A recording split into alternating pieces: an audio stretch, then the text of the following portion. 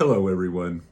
Last Sunday, we did a question box service during which people wrote down on index cards their questions about the church or our faith or theology or anything else they wanted to hear from me about. And then I did my best to answer as many as I could during the time allocated for the sermon. Still, here's the stack of questions I didn't have time to answer. So we're starting something new. A weekly video question and answer blog that we'll post to Facebook and send out by email, during which I'll do my best to answer a few more of the questions we didn't get to. So here are our first couple of questions for this week. They came from the same congregant who I happened to run into after the service and answered for them, but I wanted you all to have this vital information also. The first question was, just how cute are your dogs? They are unbearably cute, and they use their cuteness for evil. Their second question was, what are those clear plastic half moons on the bottom outside back legs of each chair in the sanctuary?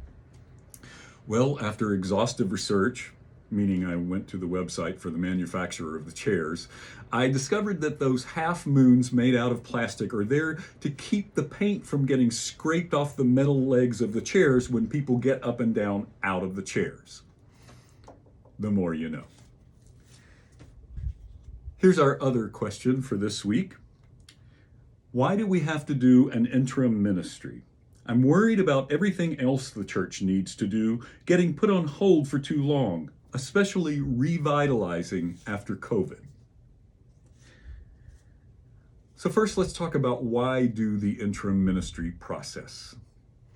That process is a set of best practices developed by the Transitions Office at the Unitarian Universalist Association, or UUA. Your Board of Trustees has read the materials that the UUA has posted. They've talked with members of the Transitions Office, as well as other churches that have been through this process of transitioning from one called senior minister to a new called senior minister.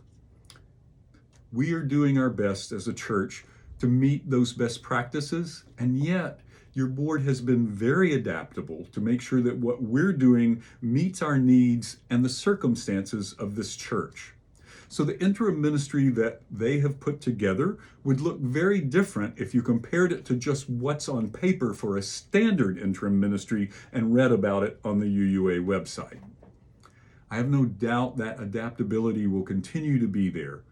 Feel free to talk to your board members. They want to hear from you. They want to hear your questions, your concerns. And listen to your board members.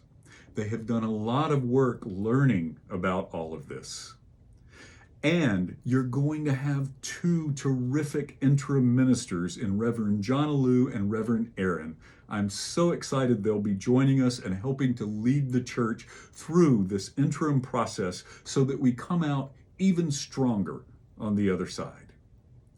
Now, in terms of revitalizing and just living out our mission, that is what the board has charged me to work with you all on.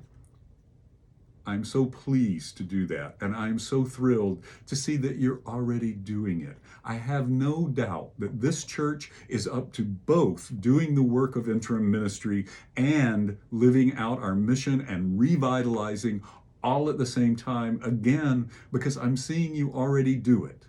Here are just a few examples. There is so much going on with social justice right now. We have so many new areas we're working in social justice. Please come visit the social justice table after the service on any Sunday and talk to folks. It's so exciting. I hope you'll get involved. Another example is a church member took it upon themselves to get our senior lunch program up and going again. They worked with members of the church staff and other folks and sent out an announcement recently that, in fact, the senior lunch program is starting up again. Let me know if you need more information about that. And then finally, one more example. Due to the generosity of several of your fellow church members, maybe you if you're one of the ones watching, we have been able to run a sponsorship that has started already on KUT, our national public radio station locally.